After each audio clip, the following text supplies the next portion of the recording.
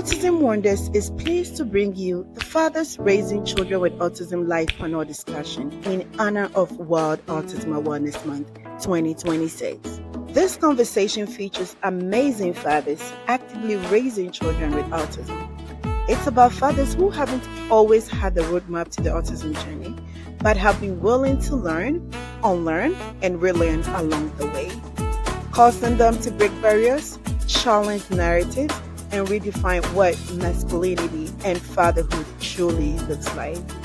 It will also be a conversation inviting us to see fatherhood through a new lens, an invitation to call men into deeper involvement, connection, and leadership in the lives of their children living with autism. We will be highlighting the powerful impact of a father's presence, not just on the child with autism, but on the strength and stability of the entire family.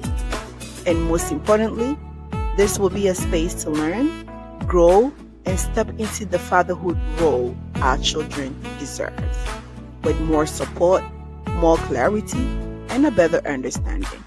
So, if you are a parent, a professional, an advocate, or somebody who simply wants to better understand what the autism journey looks like from the father's perspective, this conversation is for you.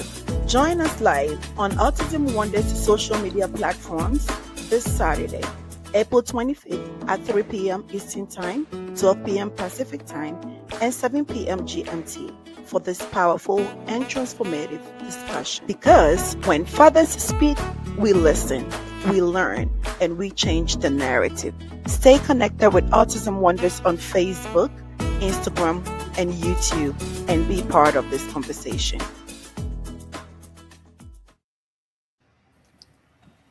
Can you hear me? Welcome to the Fathers Raising Children with Autism live panel discussion, bringing you the missing voices in autism conversations, the voices of fathers raising children with autism, real, raw, unfiltered. You are. Yes, sir, we can hear you, Mr. Soji. Thank you and welcome. I think you the other one is okay. Good. There we go. All right. Thank you. Thank you all so much. We are live. We are live, and I'm very much excited. We're gonna welcome our audience again. Please, to our panelists and our co-host and myself as the host.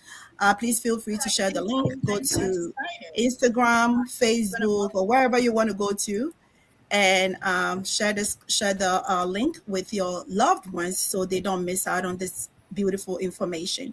We have a comment section here for anybody. I believe those that are watching from the various platforms have access to these. So if they have any comments, they can feel free to put it on there. But again, we are all set to go.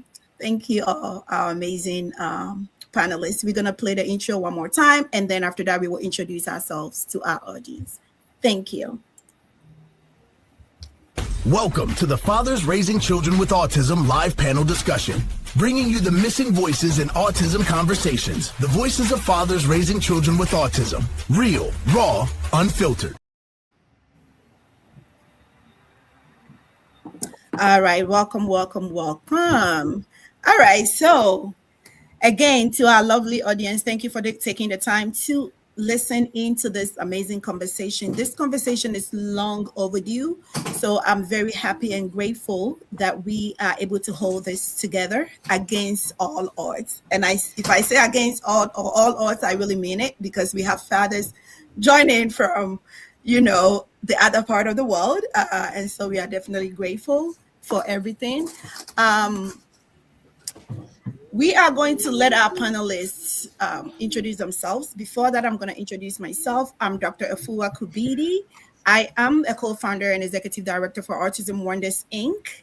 I do everything. I'm a social worker by profession. I do everything social work and mental health and autism. So that is a little bit about me. As far as our panelists here and our co-hosts, I'm going to let them introduce themselves. So on my screen, I see Mr. Reverend Michael Green. He's going to start introducing himself, and then whoever wants to go next will take on. Thank you. Hello, everyone. As she said, I am Michael Green, father of Michael Green and son of Michael Green. but most importantly, I'm just so proud of to be here amongst such kingsmen.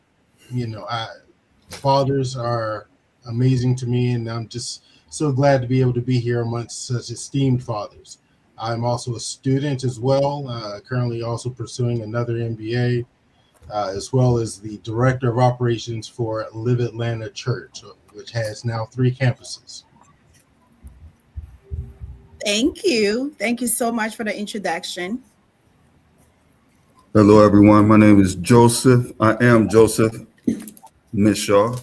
I'm a proud father of 2 autistic boys, Callan and Joel, and I am glad to be here amongst this panel, which is unbelievable and awesome. I'm just glad to be a part of it, and I just thank you for letting me be a part of it. And that's pretty much it. Thank you. Mhm. Thank you. My name is Soji Adewose. I live in Lawrenceville with my family. Father of an autistic boy, now a man. It's been an experience. I'm glad to be here, share my experience with all the wonderful fathers in this panel. Hello, My name everyone. My name is Hamza Mohammed from Seattle, Washington, but right now in Nairobi, Kenya. And I had to move mountains to make sure I don't miss this. You amazing people. I have a son, a 22-year-old son named Haroon. He's my world and taught me a lot about everything I know about autism. Um, and it's a blessing, and I'm thrilled to be joining this amazing panel. Thank you for having us. My name is Bernice. I'm co-founder of Autism Wonders. I live in Canada. I'm also a wonder mom to a 12-year-old girl. I have 3 kids in total. My eldest daughter on the spectrum. My background, I've worked with, I'm also a social worker by training. I've worked with children most of my life. So I understand the ins and outs of autism and raising kids. And I'll be your co-host today, and I'm happy to be here. Thank you all for joining, by the way. All right. All right. Thank you all for the beautiful introduction. I think everybody had the opportunity to introduce themselves. So we're going to play a little welcome to those that are just joining us so they can know that they really didn't miss a lot. So we're going to again welcome our audience and then we can move straight to why we are here today. Thank you. Welcome to the Fathers Raising Children with Autism live panel discussion, bringing you the missing voices in autism conversations, the voices of fathers raising children with autism, real, raw, unfiltered. All right. All right. So I think we're going to go straight into today. I know that we all know the reason why this is being held. It's Autism Awareness Month, and I know that during that period, people are actually listening. They have their eyes and ears and everything open to get information about autism. So we needed to do this so that people will hear what fathers have not been saying in a very long time. We all know that in the autism community, conversations about autism doesn't always include fathers for so many reasons. Some of them good, some of them not so good. But again, today we are just making sure that that side of the story is being heard. And so we are going to go straight to our questions for our amazing panelists. So our first question here, and this anybody can actually go on to it. It's just a question to our panelists. So you are going to take us through your journey through the autism diagnosis, and just right at the time that you got the diagnosis, how was it? This is the father's side of the story. I know we overlook fathers from time to time because we think they're emotionally maybe stronger. They're not supposed to cry. They're not supposed to grieve. So we really don't pay attention to you. So today you're going to tell us briefly your journey to the autism diagnosis. So we are all ears to our panelists.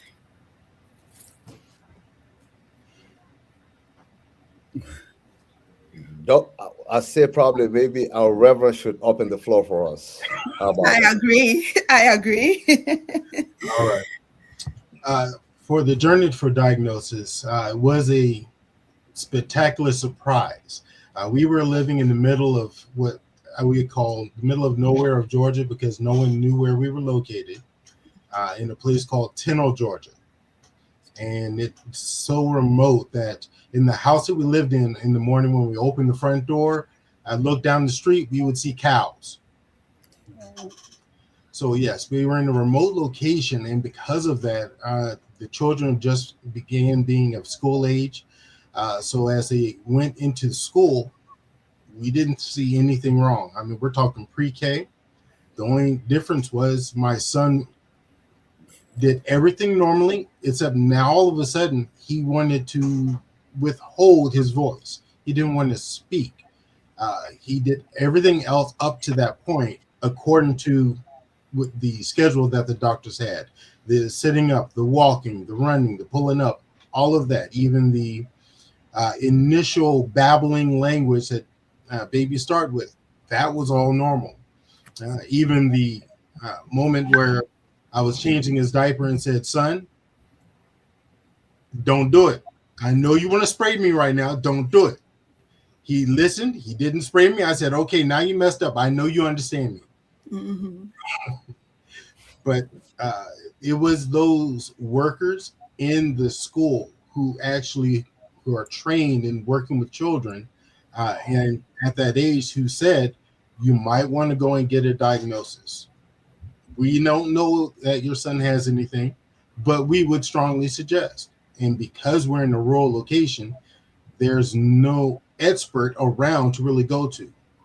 So we actually had to travel up to the Marcus Institute in Atlanta. So we're talking about a 3-hour drive one way just for that. And of course, dad's the one who's taking them. So I take them and we're going in.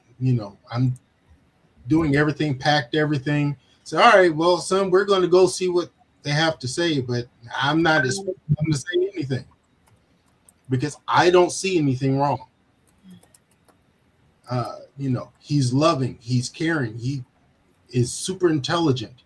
So I don't see anything wrong. So I take him to the doctor. Doctor finally sees us eventually, and we are going in, and it's more of an office room. And the doctor has his notebook, asks me the usual questions to make sure we are who we say we are. And it's like instantly the doctor says, "Oh yeah, by the way, I can tell you right now, your son is autistic." The word is there, but there's no meaning. Mm-hmm. Because no one talks about autism. No, there's no definition for it. It's first diagnosis that we know of in our family. So I'm hearing a doctor essentially speaking a foreign language to me, telling me there's a problem that I don't see, that I don't understand, and he can't communicate. So as a dad, that's kind of where I want to have a response, but I don't know what the response should be because I don't understand what they're telling me. And then on top of that, the doctor says, "I can tell you it is this, but I will send you a report. Go home and wait for my report." So I don't understand what you're telling me. I have to go home and now wait on a lengthy report that's going to explain to me that thing that you can't tell me about, that I've never heard of. What gives? So it's a long ride home with a conversation between me and the Lord saying, where I'm just asking, what is going on? I don't understand. My son is just fine. He holds my hand, he runs, he does what I ask him to do. We're working on potty training. Everything else is we're happy. So it's one of those where it didn't make any sense. But as we continue to work with those in the field and at the school, I'm going in and having opportunities to work with the children there, read them stories. Now my eyes are slowly starting to understand how my son clings to me, how he separates himself from everyone else. I understand now how, while some of the other kids are at a different level of their reading and writing, my son is just playing. Mm-hmm. So it becomes, he's treating it like a daycare, not a school. Mm-hmm. So that was kind of the beginning of my understanding of what is going on. What really is this autism thing that they all of a sudden wanted to slap a label on to my son with?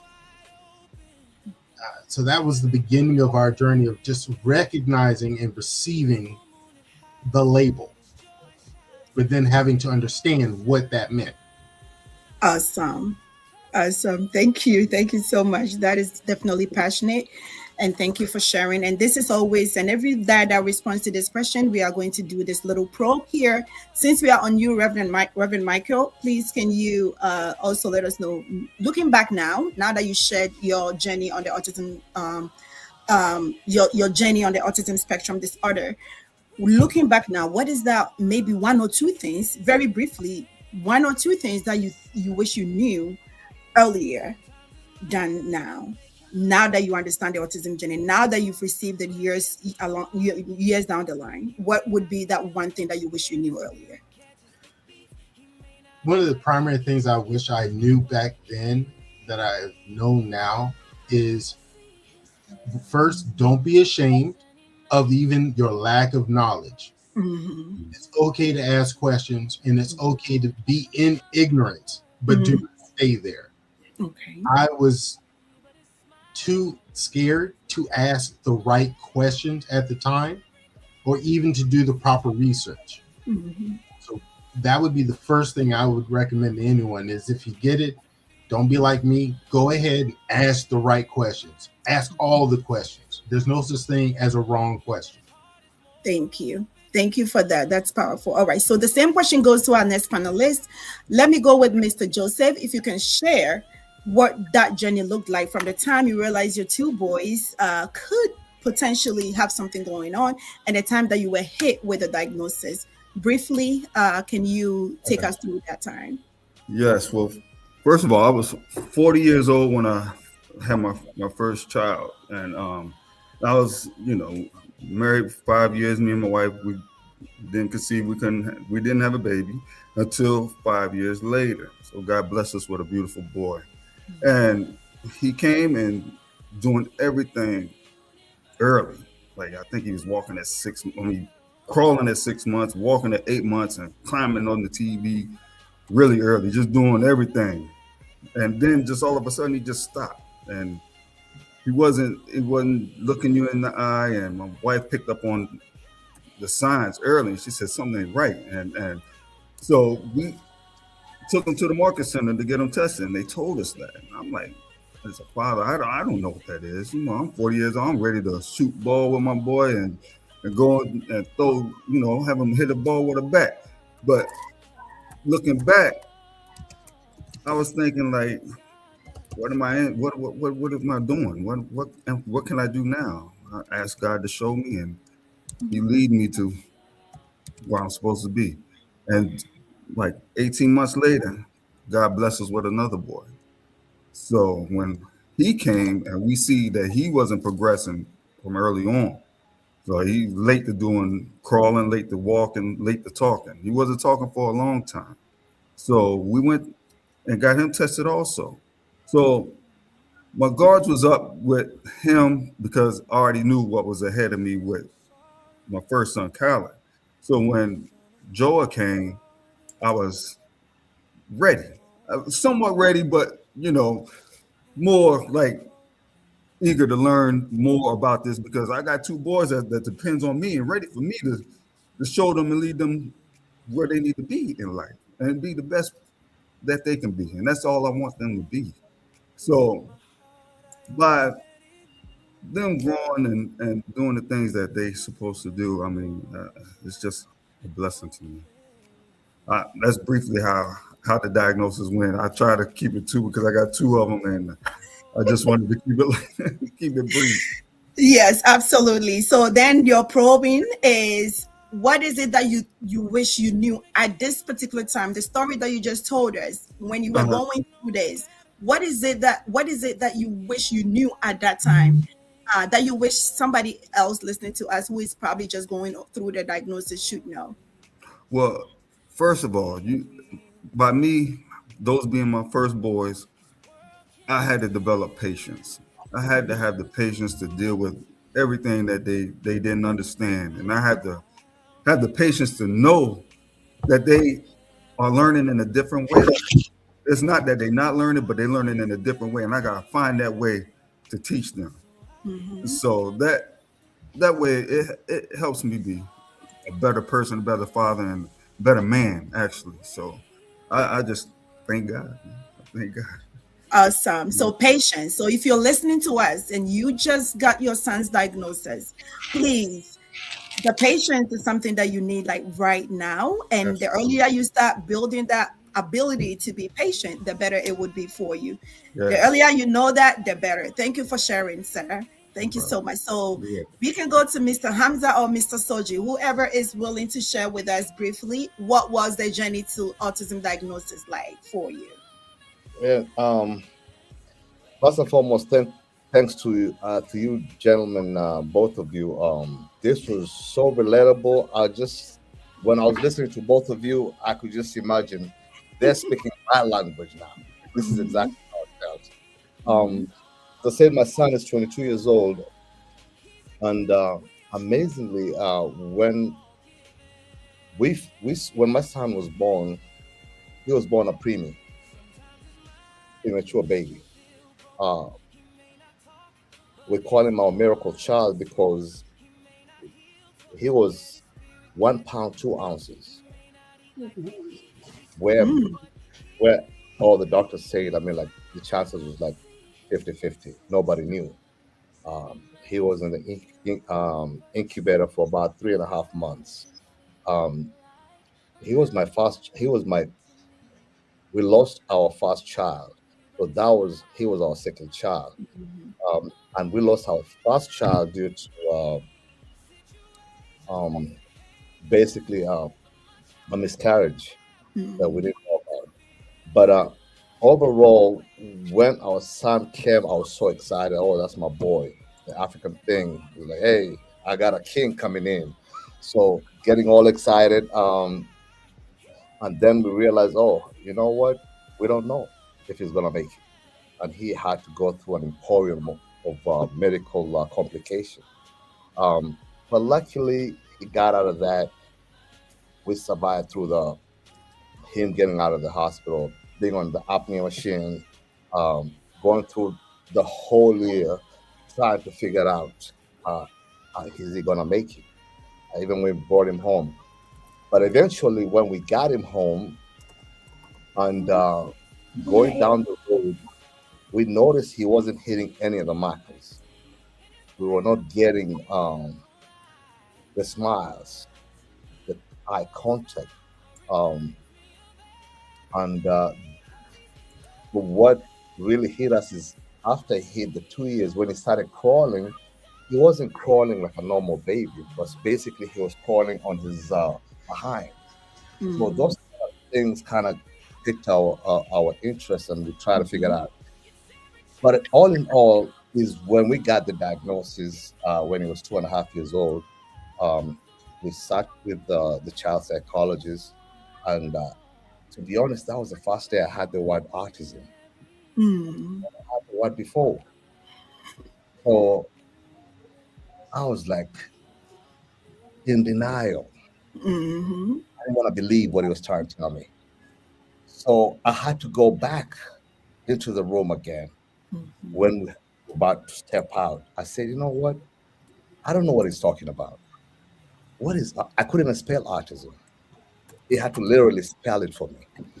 So we walked back inside and I talked to the doctor. I'm like, with all due respect, please explain to me like a 5-year-old child what autism is. Because what you're trying to tell me doesn't make any kind of sense. It's not ringing right now. I'm not understanding what you're saying. And he's trying to explain everything, but at that time, my mind is all hazy because Now I'm blocking everything he's trying to tell me because I'm denying. I don't want to believe it until when I get back home. Then my wife is like, no, you need to chill. At the end of the day, it is what it is. But for me, it took me years to really, really, pretty much, it took me about a couple years for it to sink in because I didn't want to believe for so long. So to answer your next question before you ask is basically, had I known what I know now, I'd I'd be a better, probably a better father at that time to handle this. And as I tell always every father that I talk to right now that are coming into our journey, I say, please, acceptance is the best form of healing your child will ever get. Mhm. Acceptance.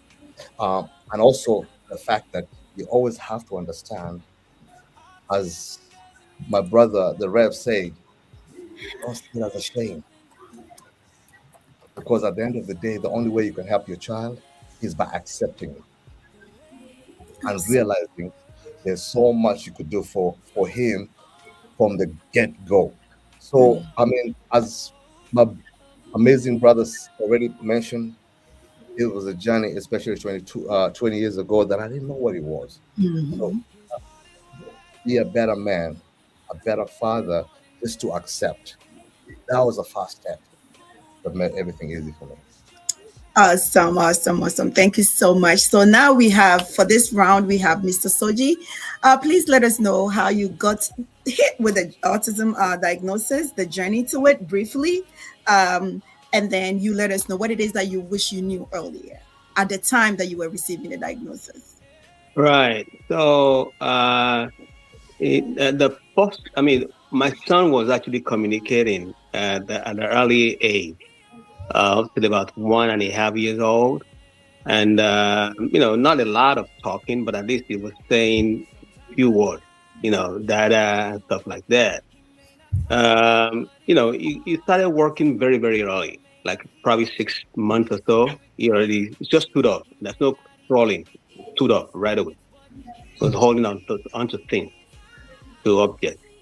Now, I felt something was not right at the time when he was looking at TV upside down. Oh, He was looking at images of TV upside down. And then we realized that that something is probably not right. And at the point he lost the language that I thought he had, and then I was concerned about that. And he had a series of ear infection at the time after he was born. And I think he has to do with, I mean, even though vaccination is very good, I mean, it helped a lot of children and it's good for children. But I must tell you that personally, I think some children have very low immunity at the time they were giving them vaccination. And because of that, it might have affected their ability to actually uh, uh, function very well. Might shut down their ability to actually do well because of the effect of the vaccination, because of the immunity level. Because at that time, I believe my son had very low immunity from the fact that, first of all, he had a lot of ear infection. It was not taking milk. It was having a lot of stomach pain from taking milk and stuff like that. So we were back and forth from doctor's office. Well, fast forward, I at that time I coincidentally worked for a healthcare company that actually started an autism program, which was such a coincidence. Started an autism program for children, had intervention and stuff like that. So I was pretty exposed at the early stage, and I was really directly have a direct connection with my boss, who was a CEO of the company, and he actually we quickly get a diagnosis. And the lady came to my house. And she said, "This boy has autism." I was furious, and I didn't even, I disagree. I was like, "No, there's nothing wrong with my son." First of all, I don't even know what autism is. Second of all, I fought back. I said, "You're not a doctor. Why will you diagnose him to be anything?" So at that point, I reported the lady to, to the company, you know, and I felt bad afterwards because I think she actually was let go. Oh But no. later on, I felt bad about that.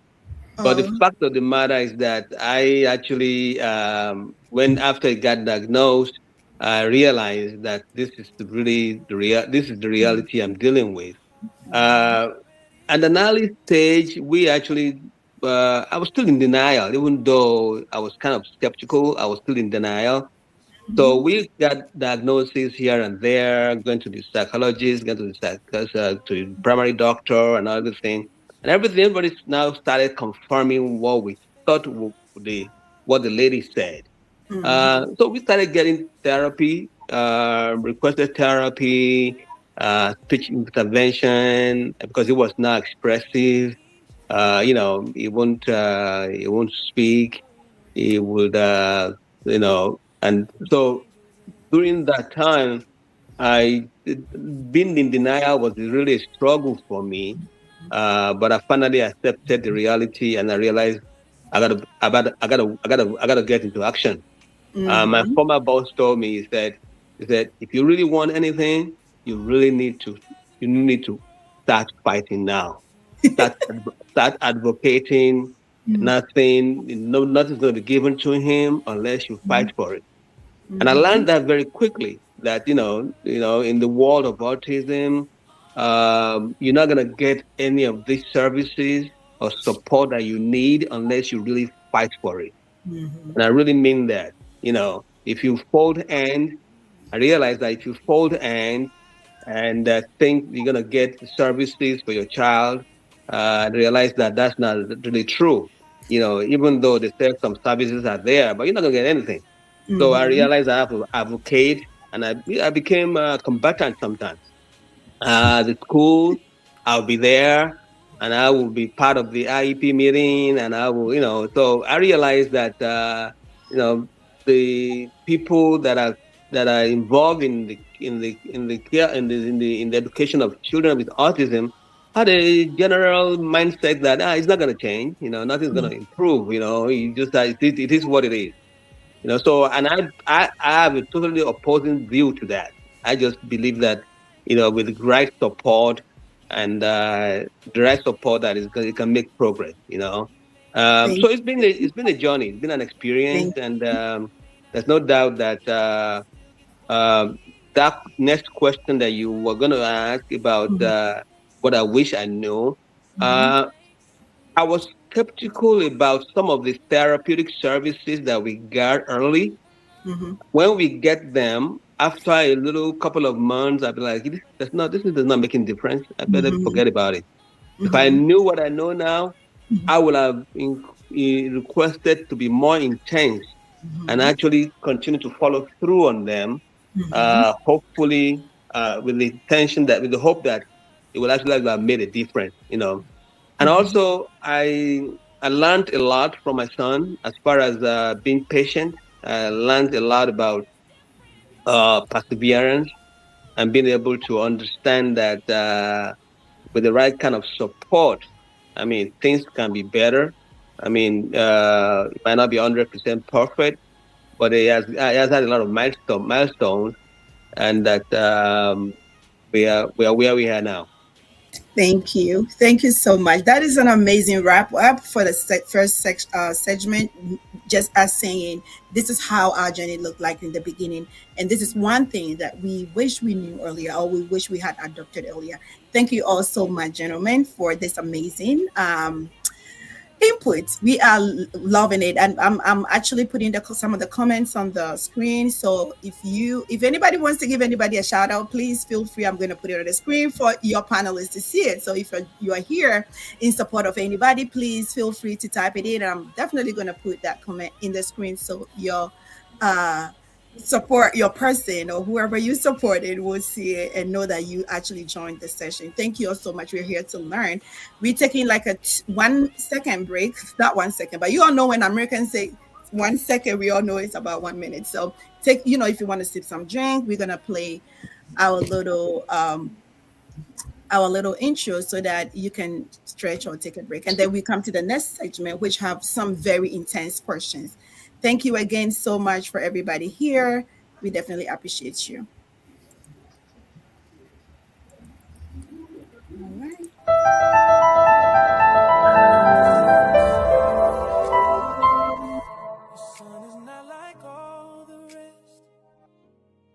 Thank you so much for joining us today for the Fathers Raising Children with Autism live panel discussion.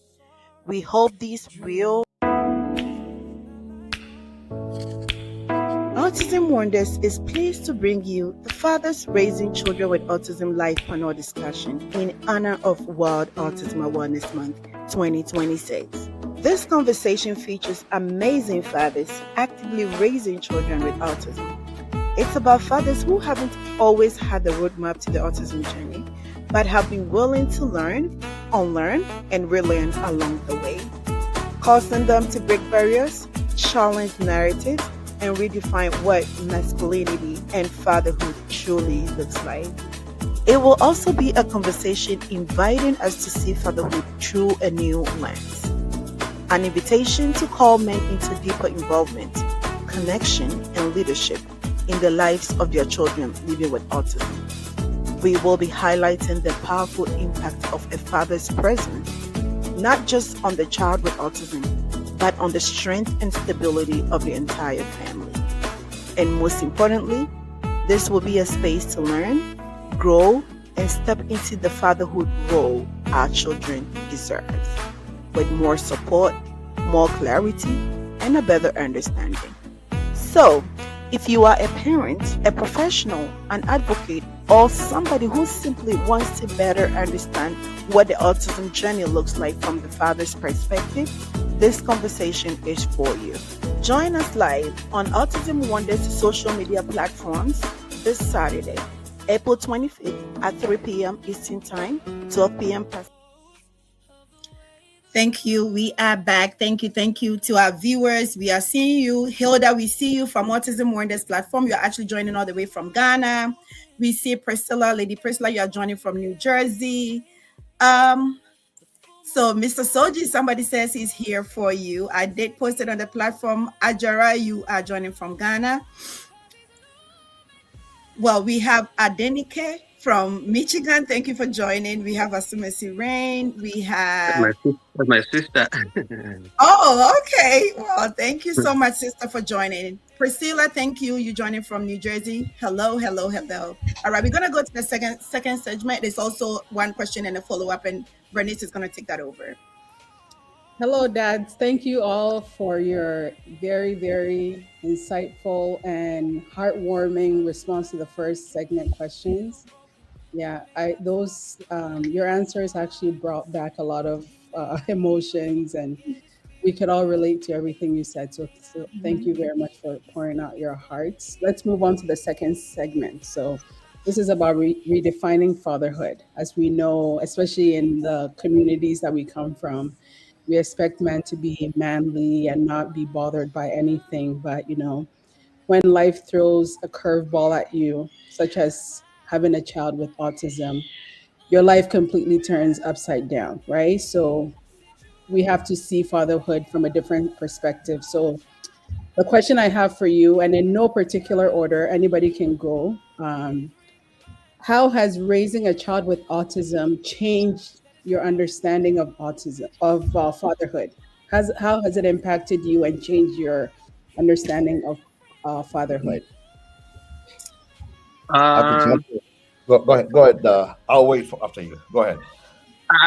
It actually gave me the ability to know that there's a whole lot you can do as a father.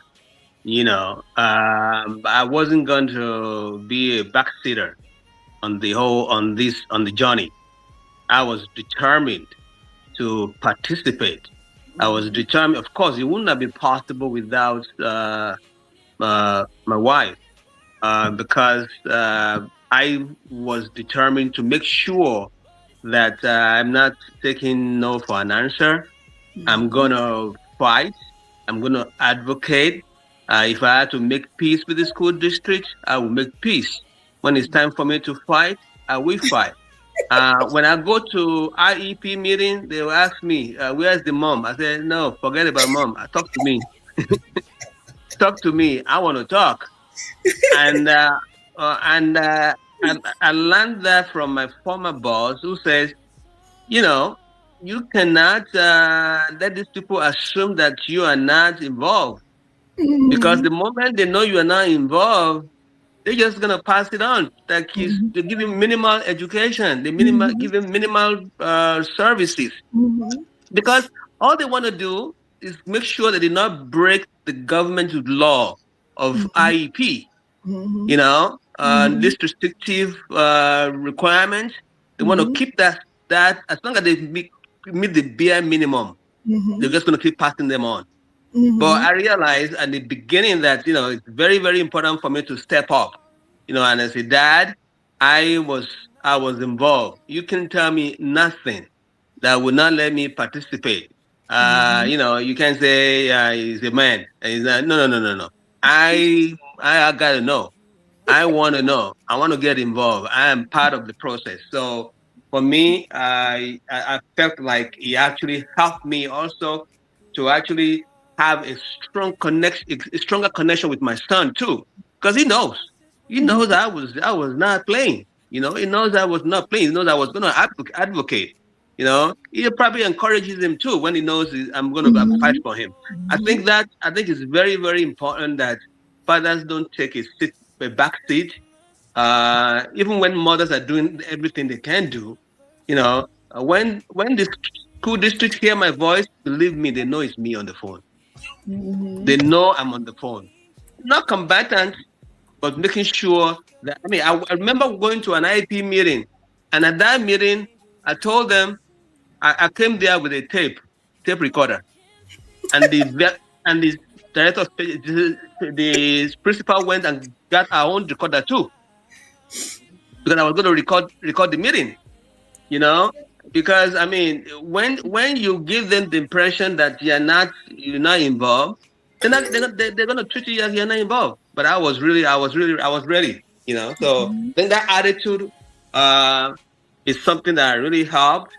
And also, I think a lot of fathers can, if they adopt that attitude, I think it will help a lot of fathers. Awesome.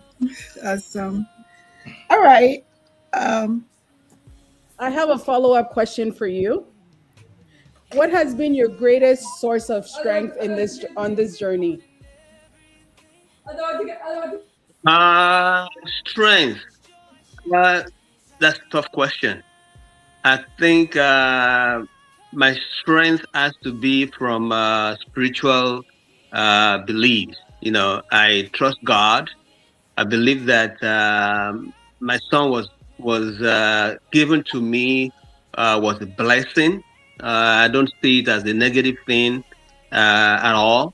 At the particular point, I make a decision that I have to be strong, and that I pray and trust God to help me through the journey. And at the same time, I realize that he's going to be vulnerable, and he's vulnerable. I had to be strong, and my strength also comes from support that I get from close friends, some family members that are very close to me. I have very close families and friends that have been supportive, and his mother has been a rock in making this journey possible too. So sometimes when you cry on your own, when you are by yourself, and it's okay to cry, but then at the same time you gotta stand up and say, you know what, the crying moment has passed. I gotta do what am I gonna do now? So it's not about the challenges you are facing. It's about what you're gonna do about it. So I think the source of strength is the determination also to do everything you can. Thank you very much for your answer. Anyone Please Yeah, take the yeah. stage. I mean, Max, as I said, we all can relate to Mhm. everyone um, these amazing fathers are talking about. For me, the most important thing that I really learned through the journey when I fully accepted, and I say accepted was like almost 2 years down the road. Mm. Was for me, it was, um, and we can all relate as Africans, especially with stigma, Mm-hmm. whereby we have a whole community that doesn't believe in anything to do with mental health, autism, uh, things that they cannot relate to. Mm-hmm. You have a lot of connotations of negativity. Mm-hmm. Mm-hmm. So for me, the most important thing is I've never felt the energy that I felt after I accepted it. Mm-hmm. And I realized this is the time because now I'm being basically a net negative to my son by not accepting it. I'm Mm-hmm. not happy. And I saw the energy my wife put into it. I saw how much r- research she was doing, how much she was trying to understand. And I say, the only way we can save our son is for me to be her rock Mm-hmm. by her side. Mm-hmm. So for me, what I learned from that is I accepted to listen Mm-hmm. and learn Mm-hmm. from someone who really put the effort and the energy. Mm-hmm. So the more I learned, the more I realized, oh, you know what? There's so much we could do for a child.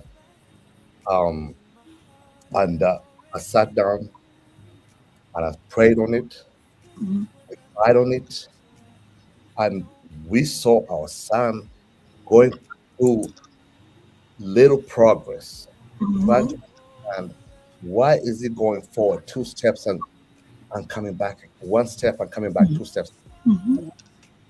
It's always a journey of hurdles, of heartaches, of not understanding fully, and especially you being someone who's trying to fight the system, try to Mm-hmm. get access Mm-hmm. to of any kind of support. You don't know where to start. But the most important, to summarize, the most important thing that I learned from my son was I was very impatient to talk Mm-hmm. and jumping from one place and not realizing, you know what? I believe in all kind of myths out there. I I fell for a lot of false hope that I said, you know what? At the end of the day, anytime you read on something, you see, oh, this is all you do. We are Africans. We believe in, oh, just take him back to Africa. He'll be fine. Just give him some camel milk. He'll be okay.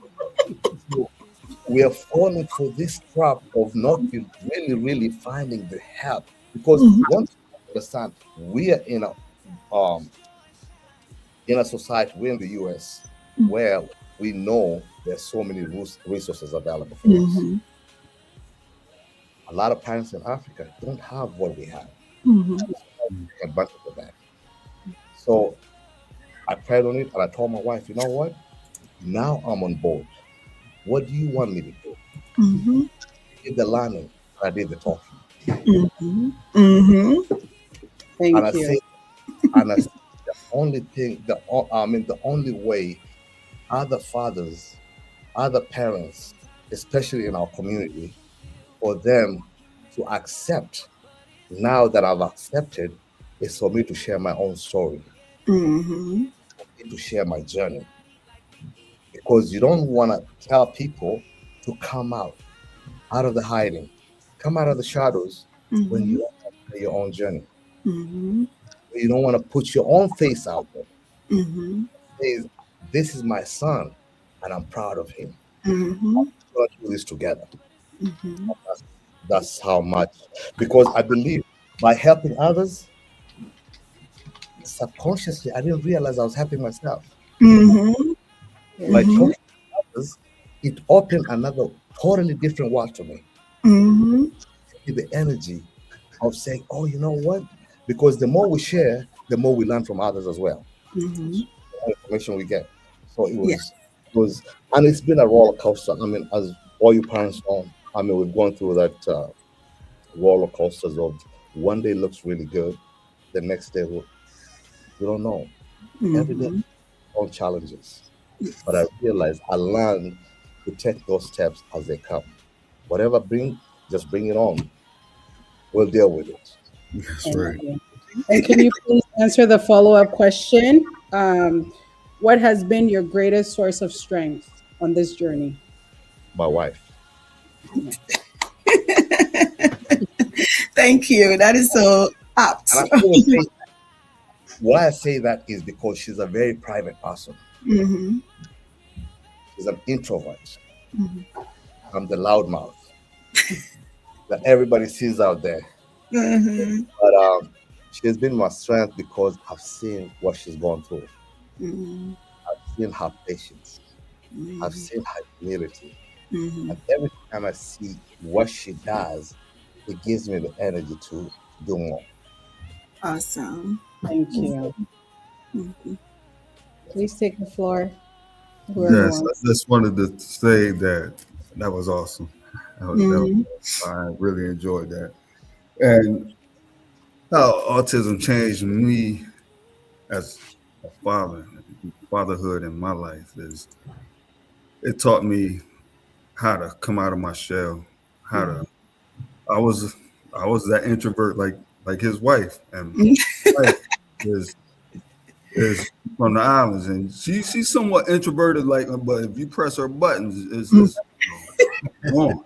So by her knowing what's up the bat with our kids, we went 10 toes down trying to find out what's going on, get all the resources, Mm-hmm. everything that she needed to do for us to be successful and have our kids to be productive and successful and live normal as they can be.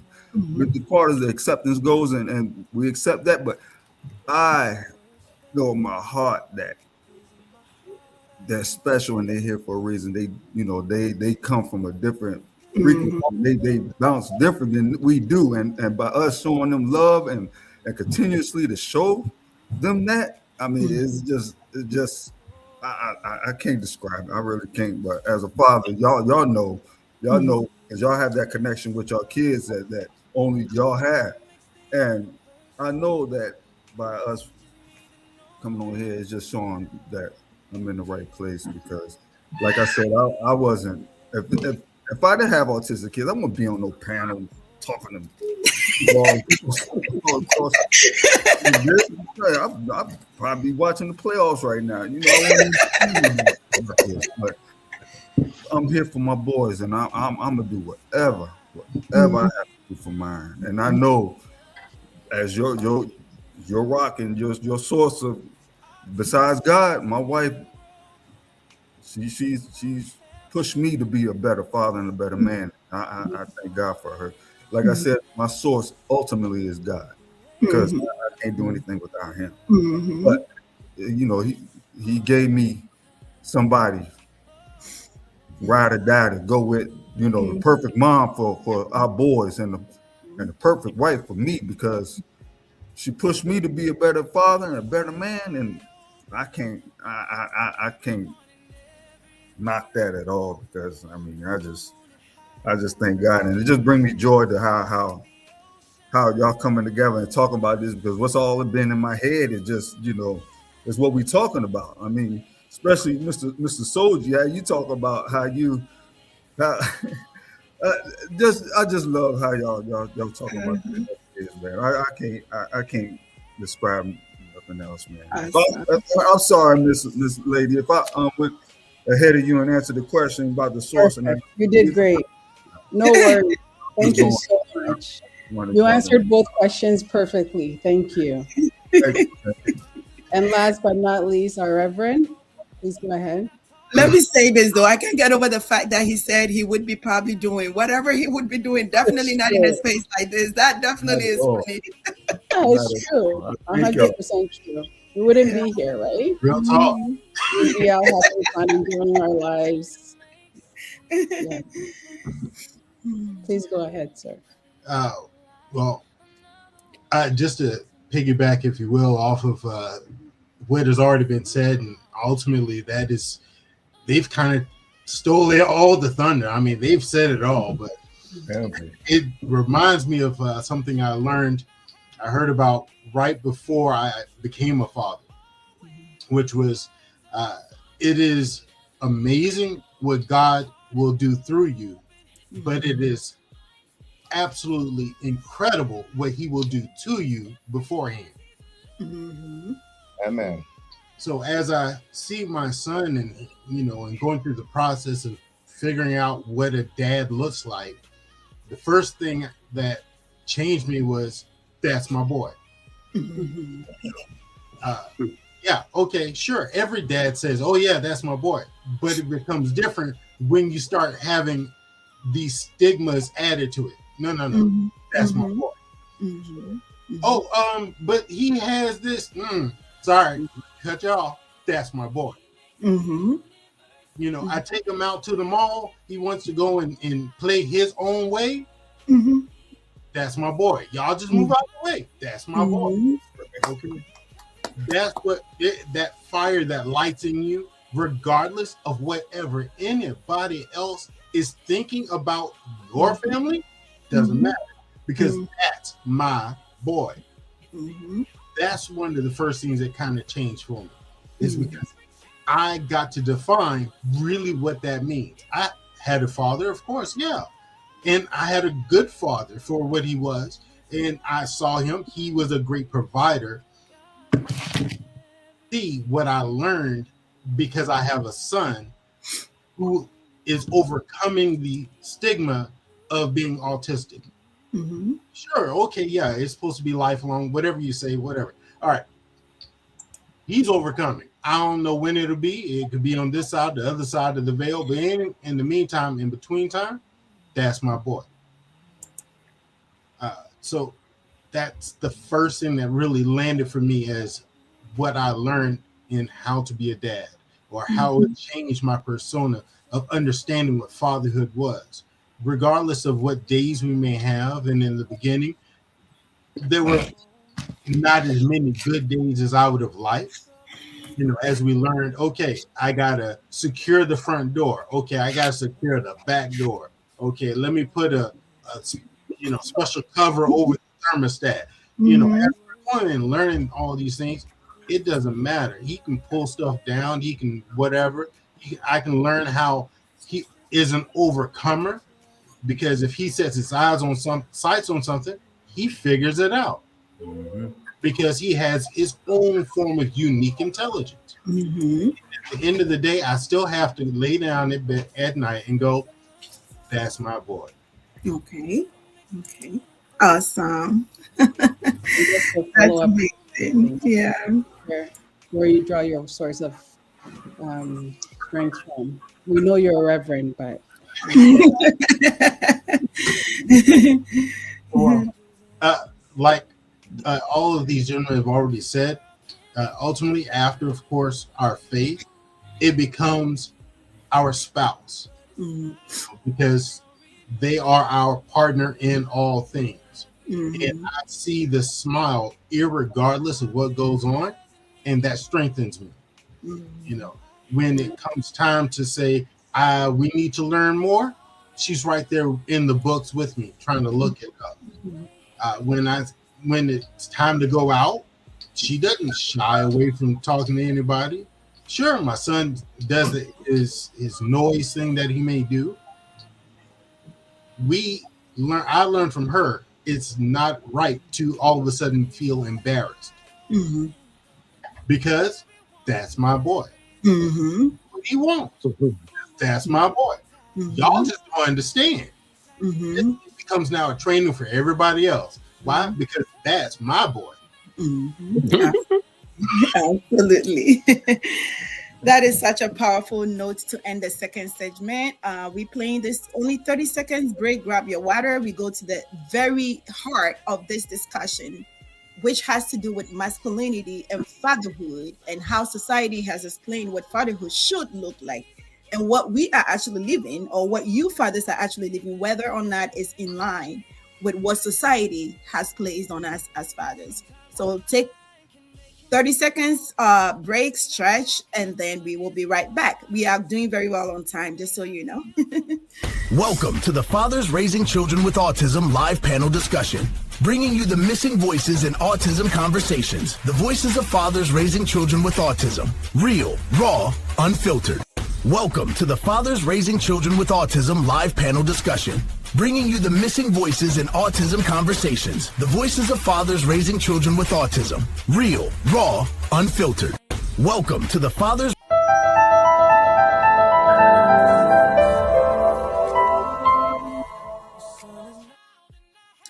Welcome, welcome, welcome. I don't know if it was after the 30 seconds, but we're good to go. It's okay if you still want to grab water. I think our viewers do understand. We are fathers and we are mothers here. I'm also a mother of a child with autism as well. So is Bernice. So you can see it. You know, people can come and pull us. Just bear with us. We are dealing with what we're dealing with. We're doing life even when we're doing this. So just you all would understand. So segment 3 question here is, the title of that portion is Navigating Autism in Relation to Culture, Stigma, and Masculinity. And we're going to give a little bit more time for this area because this is when maybe you might want to say a little more. So I'm going to read this and I'm going to post the question after on the screen. So if you lose track of it, you can. So many of us were raised with strong ideas about what it means to be a man, right? And what it means to be a father. In your journeys raising children with autism, you have had to learn and unlearn and relearn and redefine, or however. What was that process looking like for you? So we all know society put us in a box as to what fatherhood should look like, the typical or traditional fatherhood. And I know all from everything that you all have shared right now, you don't sound like the typical father that we know society that say we should be. So we want to know, what really was that process? Was there a time where you felt ashamed? Was there a time that you felt like you are becoming too feminine, quote unquote? You are losing your masculinity. Well, how did you interpret that in terms of culture? How did you process that? How did extended family see you? How did they think of you as a failure? You know, if you are with this child who is really not talking, you know, steaming all day, walking around, and you handling him like a handbag, or however they want to call it, you know, was that typical of fatherhood in the community that we live in now? And how was that process looking like for you? And this is when we say things raw, unfiltered, and very honestly, so that people will learn that we are also human beings, still we living the same life that they are living, but we still having to fight every single day through our own. And sometimes these battles come from within us, right? It's not always that it's in community expectation. Sometimes you feel like, no, this is not what I envisioned to be a man, like for me to be like as a man. So we had to fight our own internal battles as well. How was this process for you? And in no order, please go ahead and chime in. And please look on the screen to your left, all the way to the top, to your left hand side, there will be a 1 minute button. If you are getting close to your time, you should see 1 minute there, and then you should be willing to wrap up at that time. Where Autism Wonders logo is right now, we will be putting the timer on. So if you see 1 minute there, please get ready to wrap up. So anybody can go.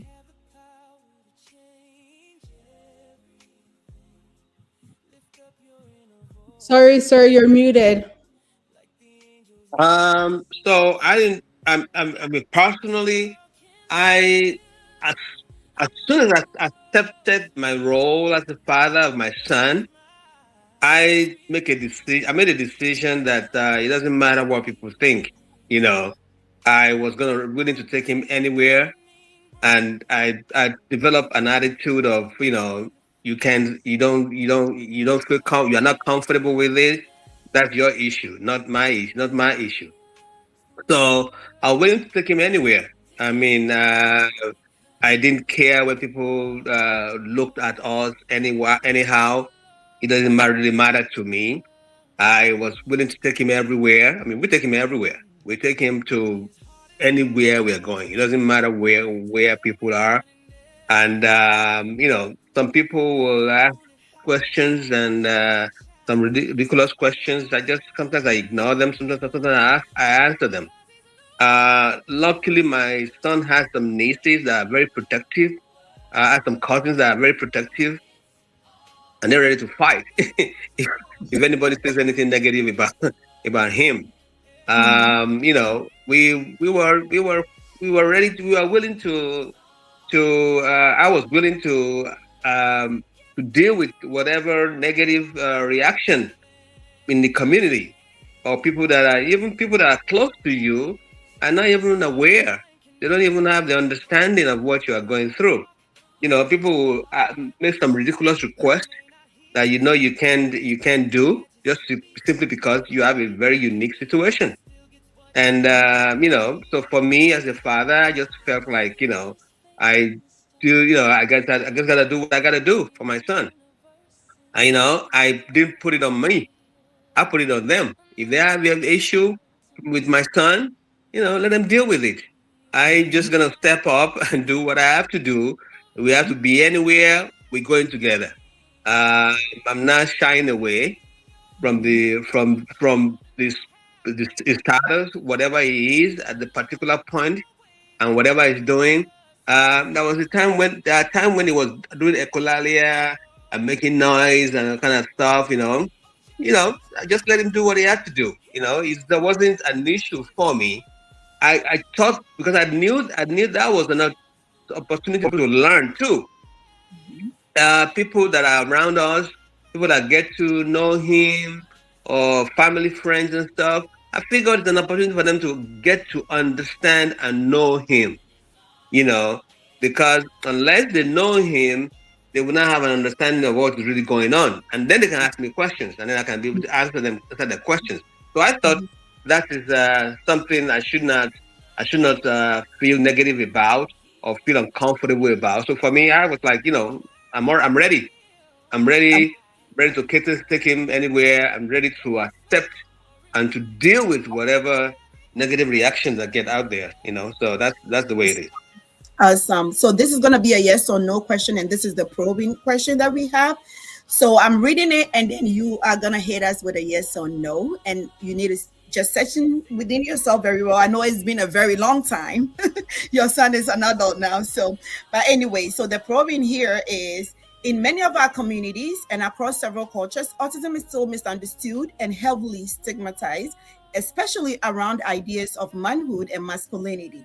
Some fathers even have to walk away because they felt that having a child with autism challenged their identity as a man, or an ego, like an ego thing. We all know, I have had fathers who have stuck to me, who literally mentioned to me that they cannot have a child with a disability. So they will not be a part of it. And this is point blank. It wasn't as if this person wanted us to even discuss it or anything. So this is there as we speak right now. So Mr. Soji, this is to you. Did you ever face that kind of pressure, whether from within or from a family member? Did you think having a child with autism was an attack on your ego or your strength as a father? Yes or no? What? No, not for me. For me, from the beginning, at the point that I knew that my son was autistic, I was determined. I was like, I'm not. I'm not in the place of trying to justify anything or try to prove anything to anybody.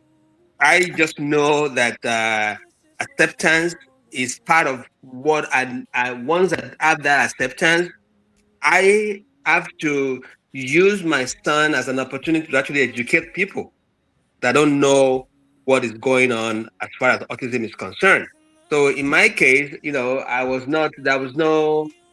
don't have any ego issue or thinking like I feel bad or that, I mean, I might in my private moments, you know, but I kept it to my private moments when I felt bad about the experience I'm going through.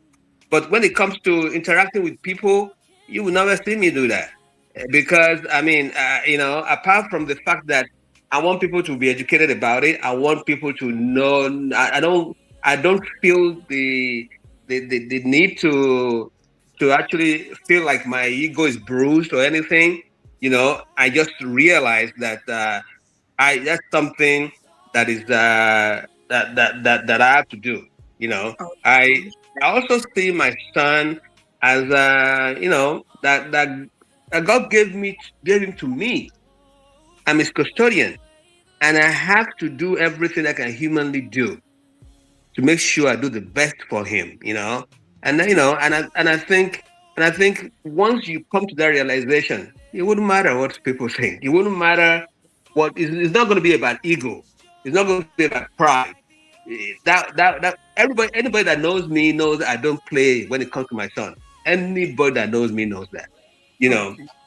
Awesome. So Thank you. Thank you so much. And the same question is on the screen in case you lost track of it. It's right there. Anybody who is willing to take it on, and then just be ready for the yes or no because it's gonna come. All right. Um,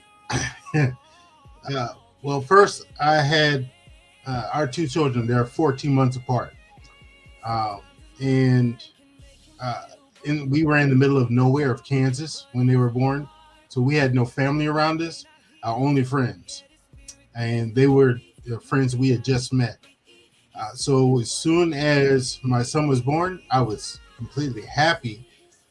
But and did the whole, almost like a quarterback, just stiff arm out, taking them home. Everybody must stay away, 50 yards, stay away. But when it came to family, it was in the beginning, it was difficult when my son would interact with family, and it would be the youngest ones that would ask the question, what's wrong with him? Mm-hmm.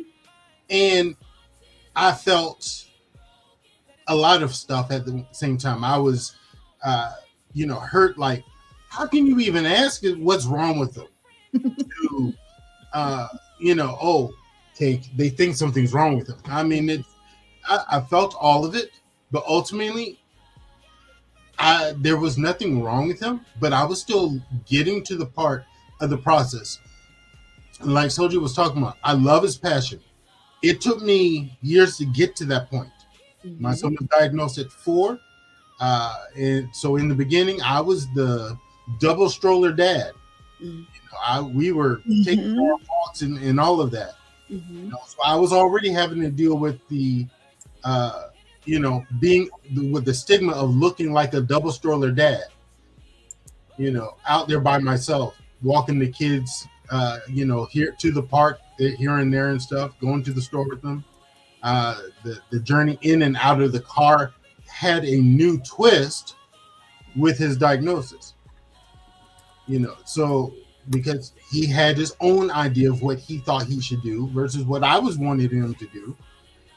But ultimately, the issue was all in how I was perceiving it. So once I had the clear vision of there is nothing wrong with him or me, because even prior to this, we knew someone who had an autistic son, but their spouse or their mate, as soon as they found the diagnosis, they were one of the ones who said, ain't nothing wrong with me. This is your problem. And they left. Mm-hmm. So when it, happens to me, I'm like, well, I know ain't nothing wrong with me. And ain't nothing wrong with my wife. Mm-hmm. So it is whatever it is. Mm-hmm. And ultimately, we learned that not only is it wonderful, but it means the Lord thinks so highly of us that we can handle one of his special joys. So it's like, wow, okay, now I'm truly understanding. It's not an attack on your masculinity. It's actually a mantle for your masculinity. You are extra special. That's why you get to be an autism dad. So Absolutely. Thank you. You said it is not an attack on your masculinity. It's actually a mental. And I think that really should answer this question like completely. But again, we also understand experiences have been different. So we will still want to engage with our audience, which we are doing, and then also our panelists here. So this is your yes or no question, and you already know that. Again, in many of our communities and across several cultures, autism is still misunderstood and heavily stigmatized, especially around the ideas of manhood and masculinity. Some fathers have even walked away because they felt that having a child with autism challenged their identity as a man. Did you ever, whether before the acceptance or after the acceptance, let me put that caveat there, did you ever face that kind of pressure, whether from within you or from a family member or even the community? Yes or no? Yes, the community did ask. As I said, didn't have family and friends around us, so it was only those who were ignorant in all the ways that they could be ignorant, and they would say in their own version of trying to protect and have interest in you, saying to try to make it sound like there's an issue. Maybe you shouldn't be there. But from within, I knew the answer was no. But did it ever come up? Sure, because there's still ignorance in the community. And thankfully, I'm around dads now who are working to fight the ignorance. Absolutely. And that is the goal here. That is the goal. I am so excited. All right. So whoever is ready to take on the same question, I'm going to share it on the screen again. We can hear you, Mr. Hamza. We can hear you.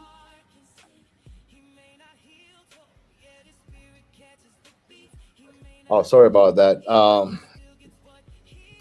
I was just gonna say the brothers just hit it on the nail, the head on.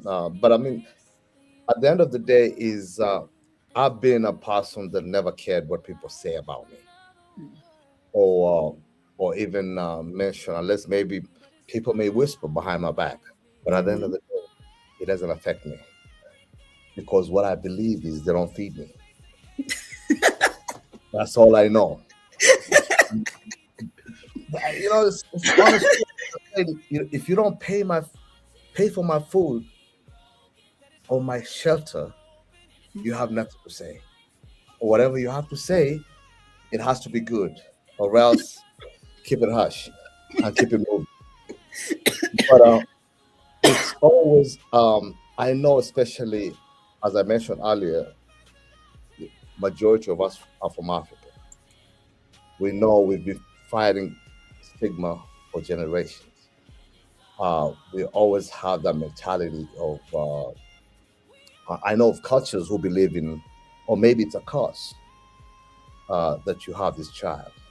But for me, is I have a way of being confrontational, not in a violent way, but to teach.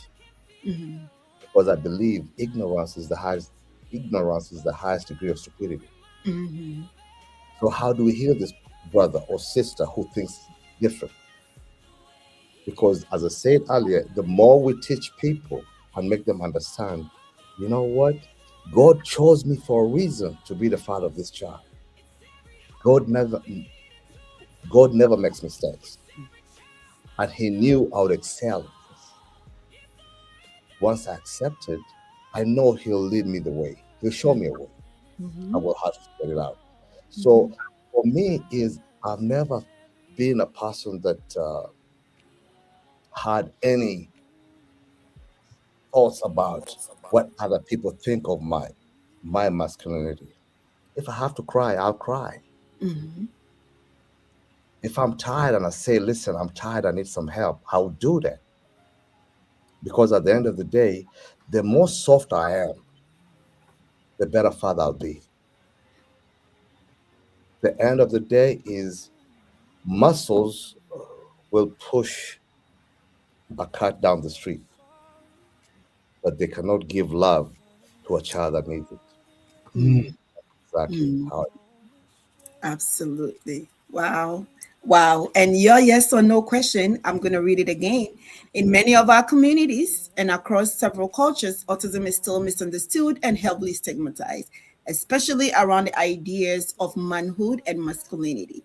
Some fathers have had to walk away because they felt that having a child with autism challenged their identity as the man. Did you ever, whether before acceptance or after acceptance, face this kind of pressure, and whether it's from within families or communities? Yes or no? And you have like 30 seconds to buttress on it. Oh no. Maybe something, maybe somebody thought about it, but for me personally, I never cared, as I say. So it's a big no, because I believe in myself.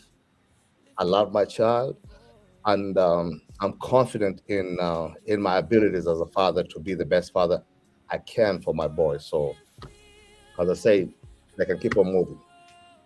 Some they can keep it moving. That is a very good note to end this segment. We are taking a 15 seconds break, a stretch break, and then Bernice will take us to the last segment, and then we have a call to action question. And this is when I really want our audience to really, really I think we forgot one dad. Oh, did we? Yes. My own Mr. Joseph. I am super sorry. Why do I think you're muted? You're muted. You're muted. You're muted, sir. Why did I think that? Oh, you can unmute yourself. Oh, that's what it was? Okay. Yes. So I'm so sorry. Go ahead. I can't wait to hear yours. All right. I didn't know. But yeah, I wanted to talk about as far as I'm gonna be brief. You know, I got two boys. No, take the time you deserve. We need to hear from you. And by fatherhood, I was raised by a good father. He did what he had to do to provide, because I got a twin brother, and he did what he could for us. So to be the best father and raise us how we supposed to be as men. But growing up and being the man I'm supposed to be the father I expected to be for autistic boys, I didn't know what I was doing. I was in uncharted territory where I didn't, everything was unknown.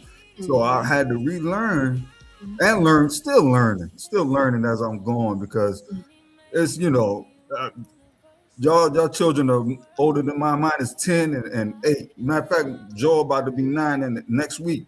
So I'm still learning on how to deal with acceptance and taking them out, and people looking at them crazy. I look at them crazy back, especially me and my wife. We don't play that. So if you look at our kids crazy, we're gonna look at y'all crazy too. So I mean, I'm still get a little confrontational, and God blessed us with a baby girl, a strong baby girl, just like her mom. And she, like if one of the boys, say we take them to the park, they want to go down the slide.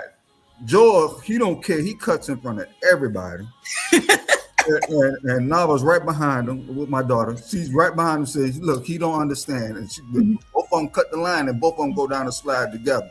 So that being said, God has blessed me with all that I need for my boys to be the best that they can be. I got a loving, beautiful, strong wife, and a loving, beautiful, strong daughter that I know got they back. Regardless on if I was the type of father that would walk out and do that, I know that's not me, but I know that they got them. But I just wanted to sit there and let this be known that sometimes I do struggle with how they are out in public, because Callan, my oldest boy, he's a runner, and I'm 51 now. I'm getting a little, getting a little older. I want to chase him, and he's getting heavy, and he's getting tall, and it's going to be like 6'3", 6'4". So I'm doing a lot of push-ups now. I'm getting. But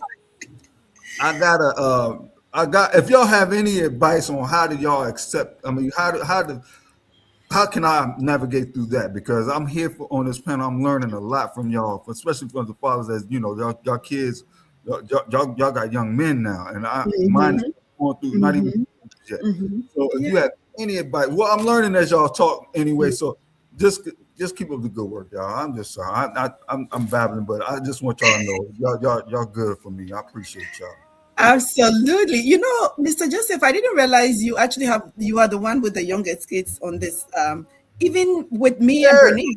Yeah, because mine yeah. is 12, Bernice is 13. And I know Reverend, I've met your son before. I don't know the age, definitely older. Maybe not an adult yet, but older. And Mr. Soji has an adult son, and Mr. Hamza, I believe your son is an adult as well. So I didn't even realize that you are the youngest when it comes to Yeah. the journey here. Yeah, I told you I started late, but hey, God bless me with him. So he chose me for them. Absolutely. So Absolutely. I'm here to do what I'm supposed to do. And the good thing Absolutely. is that you're amongst great men who can teach you Absolutely, all the Yeah. tricks absolutely. that I has worked appreciate for them y'all, along the man. journey. Y'all So dropping wisdom right now. yeah. I appreciate that, Absolutely. man. Yes. So your question, the probing question, yes or no, have you felt like by having a child with autism that your masculinity or your identity as a man has ever been attacked, or whether it's from within or from the community? No, because my on both sides of my family that they embraced my kids with nothing but open arms and love. I wouldn't trade it for nothing because they are me and my wife's first kids, and they love them just as much as they love us, if not more. But it's a blessing that we do have that village, and I'm very thankful, very thankful. I thank God every day. I thank God every day, whether I don't show it or say it. I do thank Him every day for what He's doing and what He's done already in my life and for my family. I Absolutely. really do. I really do. Absolutely. I think that maybe another day I'm going to share the how I actually got connected with all these four amazing fathers. And each story is very peculiar. And I went to the person that I was knowing or thinking that they could connect me with a dad and say, can you connect me to a father, an active autism father? That was my question. That was my question. And guess what? For Mr. Joseph, my son's teacher, I called my son's teacher. He's no longer there because he's in middle school. And I said, Miss Tillman, do you know an active autism dad? And he just said, Mr. Joseph will do. And the same for Mr. Hamza. And from Mr. Soji, it's a whole new story. And for Reverend, for our Autism Awareness end of year event, you should see this man, a whole Reverend minister, sweeping, cleaning, picking items. Listen, the way I connected with you, it just says a lot. And for Dr. Ramat, when I asked, I need an active father, he said, well, I know one. You should see him on Facebook. You should see his post. That was Mr. Hamza. So I appreciate you all. I do appreciate you a lot. So we're going to go on our last segment. We are trying to wrap up within the next 20 minutes at most. So we're going to run through that last question. Bernice, that last question, we can run through it quickly and then we will do the Sure. call to action. Okay, sounds good. Thank you all for your great insight. Let's move on to segment number 4. It's about advocacy, leadership, and impact. So, at what point did you realize you had to become an advocate, and what did that look like for you? So, what does advocacy look like for you? Anybody can take the stage, please. Yeah, I quickly realized how important that is. Like I said, my former boss told me, he said, if they don't know your name at the school district, you have a problem. Really? They don't remember. Yeah. None of the special ed department people or teachers. Oh, your voice is going out. Sorry about that. I didn't call. So he said, if they don't know, then none of those people know you. Your voice is still. Am I the only one hearing him well? Sorry. Yeah, you sound very low. Phone. I'm far away. That's because I was using a phone. Sorry about that. Therefore, you may need to lower the volume of the song. 1 second. 1 second. Okay, he said 1 second. Okay. All right, he's actually left, so somebody can take can take the question, and then he will come back. That it was interesting though what he was about to say. All right. Please go ahead. Another dad can take the stage. Um, Basically, I mean, for me, is if you could just refresh my mind about the question one more time. So, at what point did you realize you had to become an advocate? And what did Uh, that look like for you? Actually, after acceptance, I realized at the end of the day is my community needed me. Sorry, everyone. Uh, Oh, Mr. Soji, sorry, we'll get back to you after another dad answers the question, please. okay, no problem. Thank you. So in my case, is basically, as I said, is I believe my community at this at that time needed me more than ever, and the best thing I could ever do, as I said earlier, is the more I help people, I realized I was helping myself, and they gave me the power to be a better advocate. And as I mentioned also before, is whatever I learned from my wife made me realize, you know what, this is some really good information that would help another father, that would help another mother, or any other parent that's coming to our journey. So I learned really, really early in the journey that, you know what, the best thing I could use right now is to use my voice. If I even got one father or one friend just to listen and accept it, then would do a better job, basically helping all our kids. Because the funny thing is, I used to have fathers call me when I share on a social media about my son or the journey or something beautiful that I mentioned about autism and being so open and vulnerable. A father who was in denial will reach out to me private and tell me, hey, that was powerful. You know what? I just realized my son has autism, but you gave me the power to now speak up. You gave me the power to get out of the shadow and accept it. So, and that's what exactly advocacy. That's where advocacy starts. Is we have to speak up. We have to share our own stories. We have to paint our journey, whether it's hard and difficult, and when we're having fun. Let's share our story because our stories are what paves a better journey for these other families. Thank you.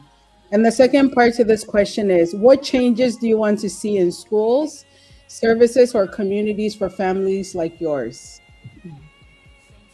Oh, yeah. I mean, at the end of the day, is we're already fighting so many obstacles. The system is not and will never be friendly to kind, and that's just put it bluntly.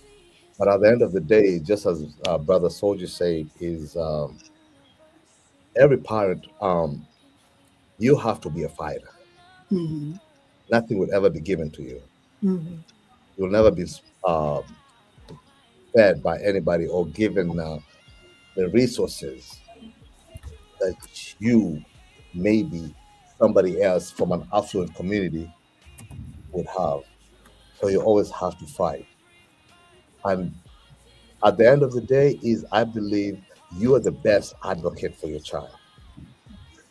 So being an advocate is always continue fighting and never giving up.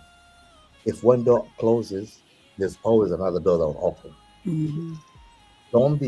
Don't be fearful of asking questions. If you believe at the end of the day, I don't have an answer, ask somebody who has. If you feel the school are not really, don't put your child's interest at the at heart, and go ahead and knock on every door and try to find answers. Because that's the only way you'll be able to find the right kind of support around you. is always believing. Because trust me, it's been 22 years. It's never been easy. Mm-mm. Always been fighting every day. Every day you wake up, you don't know what kind of day you're gonna have, what kind of challenges. Because at the end of the day, we as parents of autistic kids is we're already overwhelmed and overstressed. Mhm. But that's not to say, okay, I'm ready to give up. I can't deal with this. Nobody's given life on a silver plate. Mm-hmm. So keep on pushing, keep on fighting. And that's the only way we'll be able to help our kids. Thank you. Thank you Awesome. so much. So for the next person that speaks, we'll just focus on the first question, please. Mr. Soji, back to you. Let me read the question to you one more time. At what point did you realize you had to become an advocate for your child?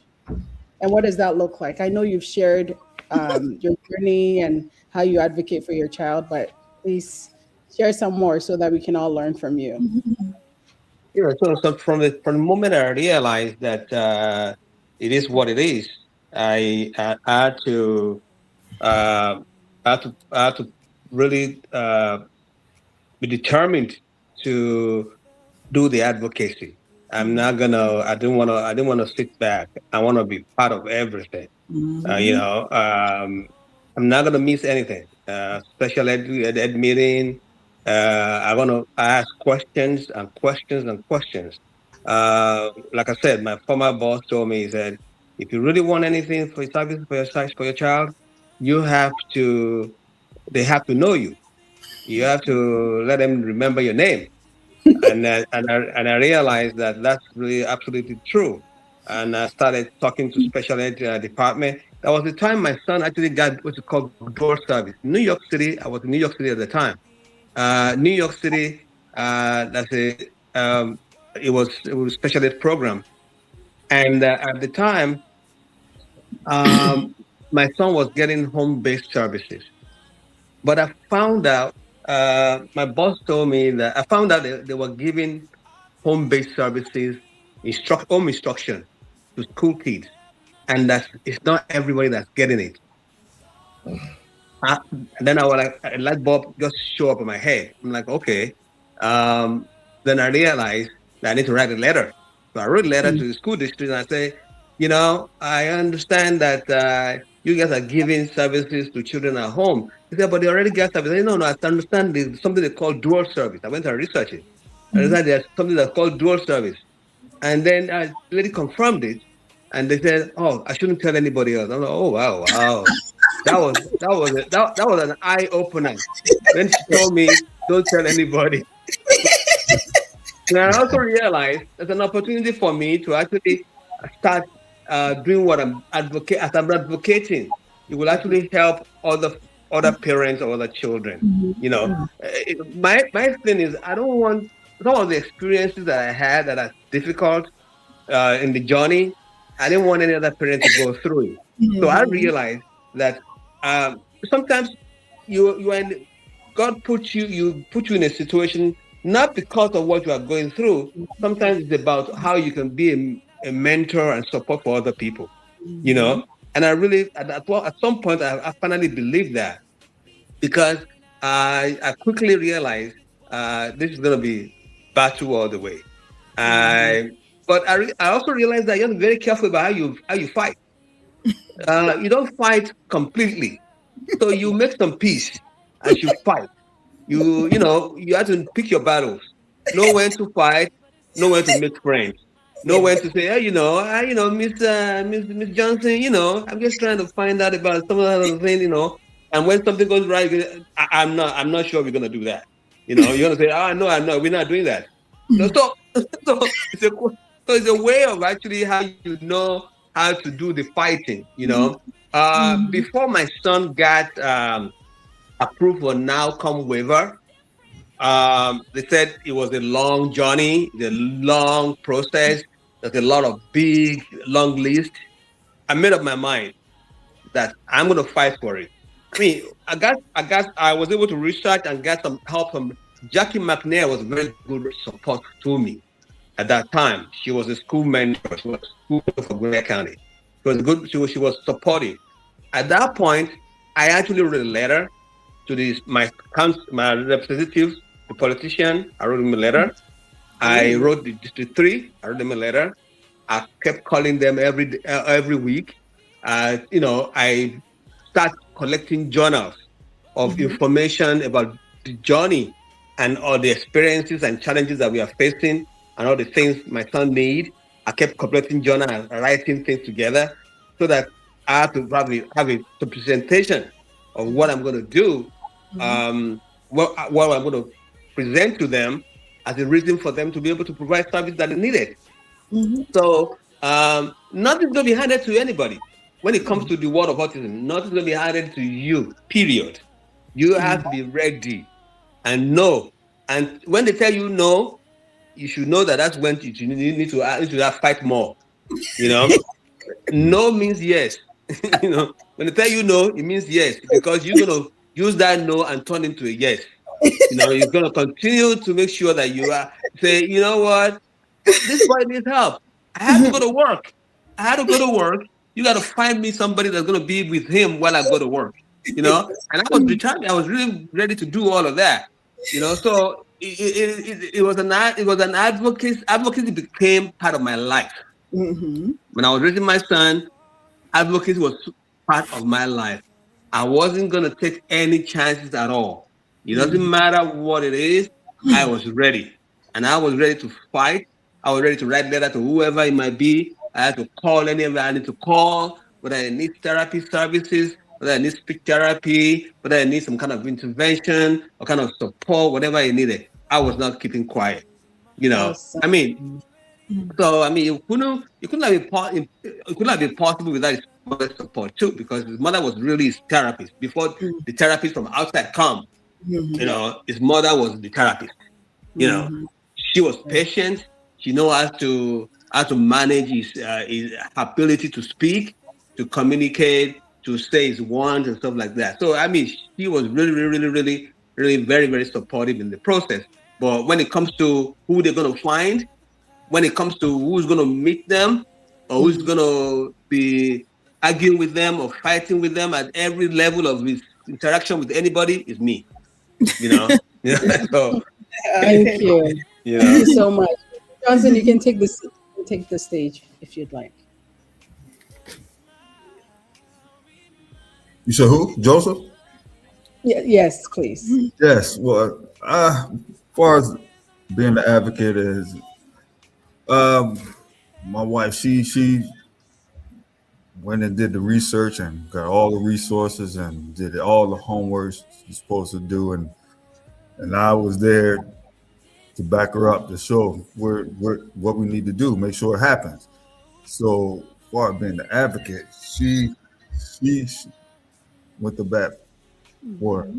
And I gotta give all the credit to her and God because she went and did what the homework. She did the research while I was working at the time, and I was just coming in, getting receiving all the love, daddy home, and receiving all the love, and she's sitting there doing the research on why he acting this way or why they acting this way, why they're not talking, and she just went and did the research and got all the resources because they got physical therapy, occupational therapy, ABA therapy, speech therapy, everything that they need is provided for them, and she when it did that, I gotta give her all the respect for that because without that right there, I mean, I if it was just me and I was a single father and I had that, I don't know what I would do because Absolutely. I would go. I'd probably be like, I know I would probably step up like my man over here. But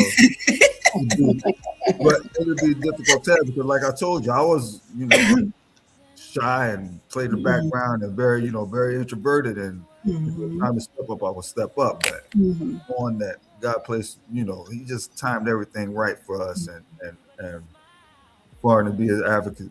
I mean, I gotta give it to her. She did what she was supposed to do.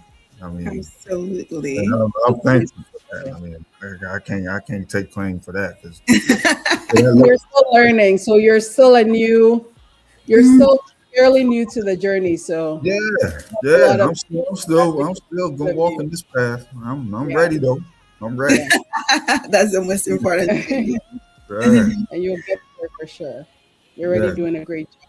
Thank you so much. definitely. Reverend, please go ahead. To be an advocate for my son, when did I realize that we had to start and what it looked like? It started as soon as we were told you need to move to the city so you can actually get access to resources. And the school system or the people, I tell you the it's not so much the school system as it's the individuals you work with. Mm-hmm. Teachers we were working with said, this is where you need to go to be able to get the most resources in the state. We said, okay. Mm-hmm. We just said, Lord, there's a direction we need to go. You've given us what we need as far as to where to go. Now help us get there. So we moved up here to Gwinnett on faith. We left all our jobs and everything, just moved up here. And we found that, yes, the Gwinnett County has some support. It had a lot more support than where we were located. Mm-hmm. So I appreciate Gwinnett County for what it does do, but it doesn't end there. Mm-hmm. Like Soji was saying, you have to learn and you have to fight. Mm-hmm. My wife and I, we had a divide and conquer mentality. Mm-hmm. My wife has the patience for paperwork. I do not. It's not happening. You do the paperwork. You be in front of somebody and tell me what result you want. I'll make it happen. Mm-hmm. I want to take a no. I'm not even going to put it into a situation or a phrasing where a no is a possibility. Mm-hmm. Because we step into all meetings letting them know we are partnering for the success of something we both care about. That's right. So with that, let us work through and find the optimal solution. Mm-hmm. Okay. That means we're not going to sit here and play around. We're not going for any no's. We're going to stay here as long as it takes. And if you get hungry, then hurry up and give us a better solution. But for the most part, we have had great success in working with the individuals that the Lord has put in our path. But at the same time, when it comes to those services that you really need to fight for, like those ABA services, the speech services, the basically all of the things that come into play. First of all, not everyone is going to actually agree that those services are even needed. So you have to go back and advocate first with your child's doctor, selecting that doctor, so that when you have a doctor that is also in the same mindset for the same all-in attitude that we're going to do everything that's possible to give them the best opportunity. Now you have someone to start with in the medical side in your corner. So that's what we do is we work on getting the right team around us for the Sorry, sir, we can't hear you. Oh, we can hear. We can hear him. Oh, okay. Sorry. Oh, Maybe I just can't. Okay, sorry. go Go ahead, ahead, please. sir. Sorry. But yeah, we just start with because the struggle is real. But as Soji mentioned, you have to choose your battles. So we go with choosing our battles and understanding that not everyone is going to agree that everything is needed. That we then get together. We're creating the team for his success. And as we walk out this, for myself, I have been an advocate in our walk, in our demonstration of what it looks like. You know, even when I take my son to church, he does not interact the way everyone else interacts. And I took him to children's church. I would sit with him, or my wife would sit with him, and we would allow him to be there and interact and learn because he needs to be there like everyone else. I don't want him left out. He deserves to be there. So we fight at each level at every location, and we gather the team around us to help support us. You know, Gotta say, I love the way that my sister, my mother, my in-laws have also helped my. I have multiple teachers who are retired in our family. So when it comes to IEPs, I call my mom. Hey, mom, this is what they're talking about. Hey, I'm recording them, and I'm gonna send it to you. Let me slip enough, Mhm. you know. Mhm. Thankfully, they never have, but it's good to have those people around you. You want someone Absolutely. in each of those walks of life. Absolutely. That's what it's like Absolutely. for us. That is absolutely good. That is what it looks like for us. Thank you so much, you all, for sharing. So we are ending, we are wrapping up. This is the call to action. We have fathers. We know the statistics. I say this all the time.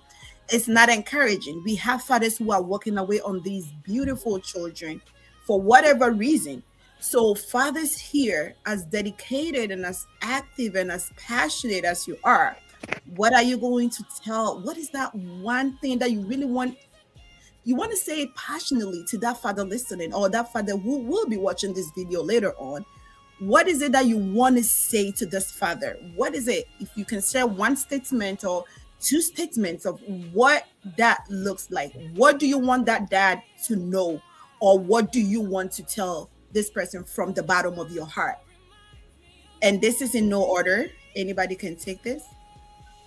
Um, First thing I would let them know is, look, Dad, yes, whatever it is you're feeling, your feelings are validated. However, it's how are you going to act on those feelings? And I urge you to just act as a real dad and just look at your son, look at your daughter, and say, I love you and I'm behind you no matter what. And allow life to go from there. Thank you so much. That is so passionate. That is so passionate. Thank you. Your feelings are valid, but you got to do what you got to do. So that is definitely important. Thank you so much. So we go to the next person. Um, just as the Rev said, at the end of the day, is every father is affected differently. We have to validate. Mm-hmm. I had a friend. This is something that happened to me, where I had a friend call me and tell me he believes the father's about to give up and walk away. Oh. And I had to sit him down and just tell him, take a break. It's okay. It's everybody gets overwhelmed. Everybody gets scared, which is very, very understandable. But I said, do not walk away Mm-hmm. because you'll regret this for the rest of your life. There's going to be a dagger that's going to crush you so hard. So the best thing you could do right now is just go take a break, go for a vacation, and just think through what you're about to do. Because at the end of the day, nobody can force you to do what you want.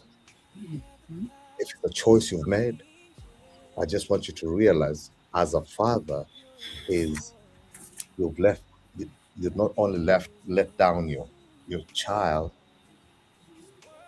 but your whole family, Mm-hmm.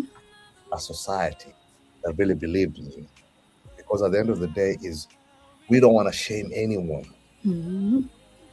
There's so many aspects surrounding divorce, but let that not be the reason you walked away. Mm-hmm. Divorce happens every day, Mm-hmm. but don't divorce that child. Mm-hmm. Don't divorce the child. Absolutely. Oh my goodness. Now this is getting emotional. Reverend started on a very emotional note and you taking it on like that. Oh Lord.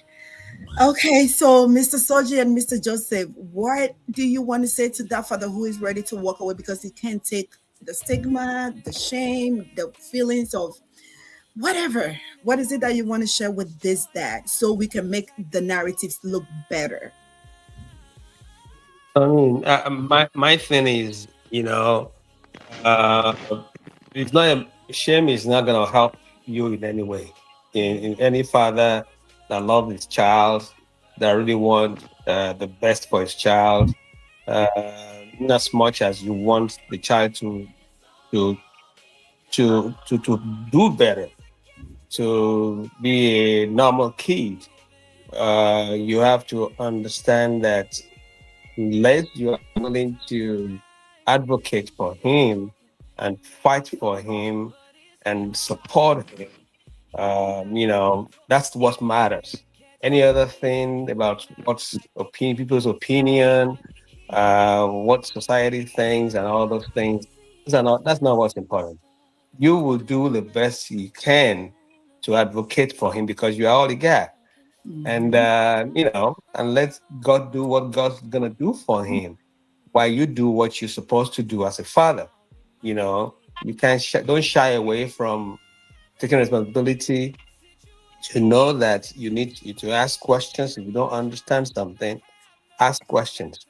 Find some kind of support, somebody who knows a lot more than you do, or who has experienced the situation more than you do, and ask questions about how you're going to advocate. What are the things you need to do to advocate for your child? At the end of the day, it's all about what you can do to help him. You know, um, at the same time, you got to find a balance. You got to find a balance and get things done while you are taking care of him or supporting him or supporting the child. Try to find time to do things for yourself.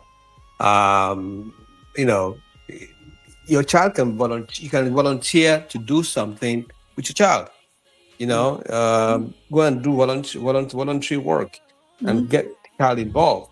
Mhm. It might open up an opportunity for the child to actually learns more about about himself or yeah or Awesome. herself.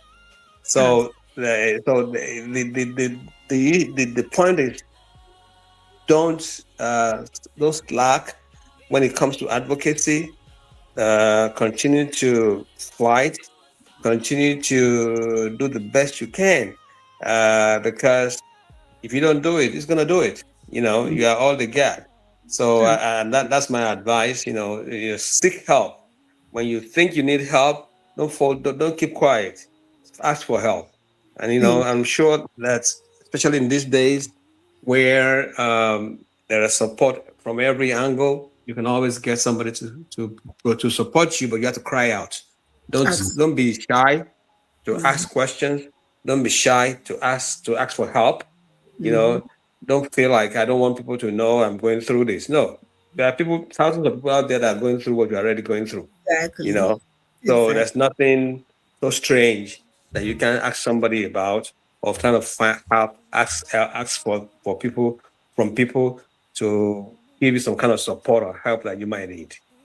Thank you. Thank you so much. And Mr. Joseph, take it to it for us. What is that father? What do you want to tell that father about walking away? Uh, don't walk away. I would say ask God, because what if he walks away from you? What would Mm-hmm. you do? Mm-hmm. We're his children. I mean, you don't want him to walk away from you, and knowing he is your father, he covers you and he protects you and do everything he has for you.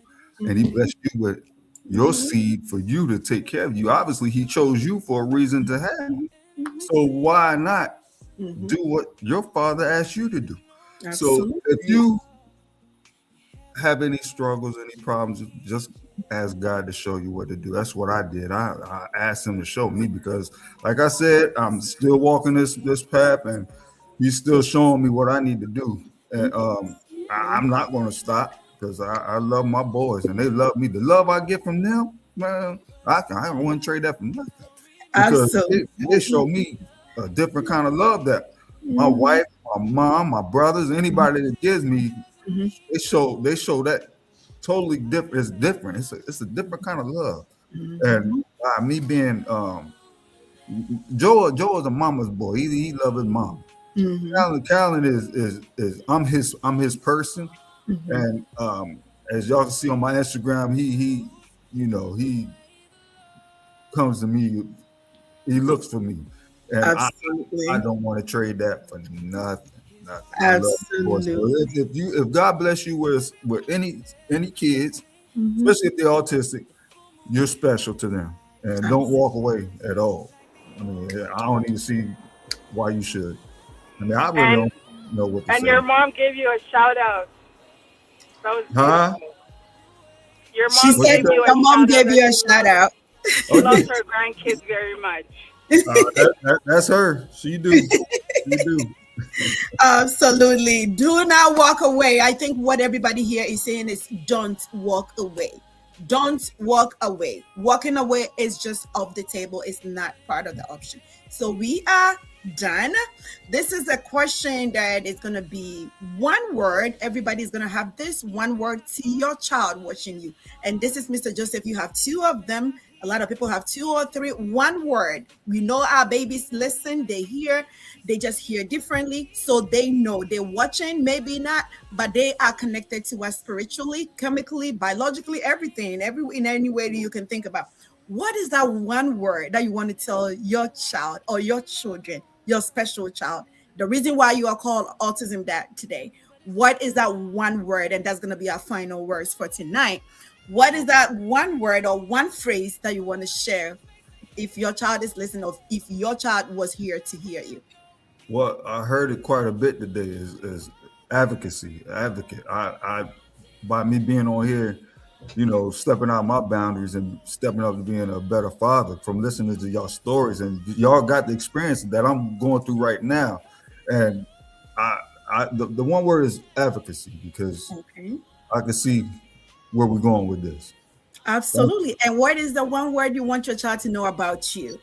That you love them, or, just something to kind of end the whole session because they want to know what is it that you want them to know about you and being their father. Oh man, That's it love, right there. love, love. That's it. I mean, Absolutely. I could show it better than I could Yeah, tell it. it's about It's love. love. It's love. Yes. And you said something very Unconditional important. love. Yeah. Absolutely. He said we can show them better than we can tell them. And that is the Right. most important thing. And we Yeah, show them every single day. unconditional love. If it's Absolutely. possible to replace my life with the experience he's going through, I would be willing Mhm. to do it. Yes. That's right. Now that's the spirit, that's the energy. I thank you all. I think Mr. Hamza, I see the love sign if I'm reading it right. But I That's see if my son is watching, he knows exactly what that means because this is exactly what we oh, do. okay. At the end of the day, our non-verbal kids, Hmm. they may be non-verbal, Hmm. but they still love us. They Absolutely. know Absolutely. Amen. exactly what we do this. They know exactly what it stands for. Absolutely. Right. Well, I thank you all so very much. We've had a lot of success in the comment section. I wasn't able to read everything. We've had spouses give shout outs to their husbands, friends, cousins. We've had people that also are also sharing their own experiences. I have one here. He said, "My name is Mohammed Awal, dad to Amin, a 9-year-old.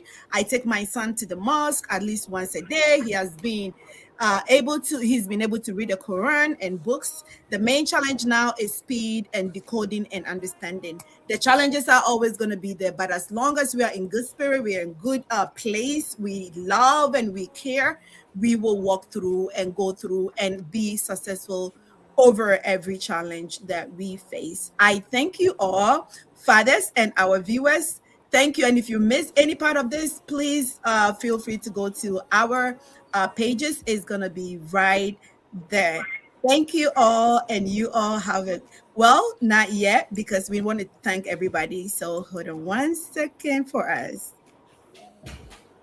Thank you. Yes, sir. Hold on.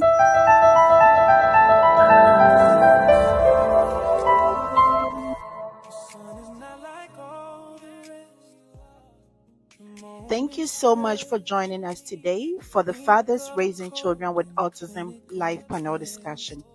We hope these real, raw, and honest conversations gave you some insight, encouragement, and a deeper appreciation for the journeys of fathers raising children with autism. To all fathers out there, your presence matters, your voice matters, and your impact is powerful. If this conversation resonated with you, please don't keep it to yourself. Share with your friends, families, and communities. Let's continue to learn, unlearn, and grow together. Be sure to follow Autism Wonders on all of our platforms so you don't miss future conversations like this. Until next time, stay informed, stay connected, and let's keep showing up. Thank you and have a restful day.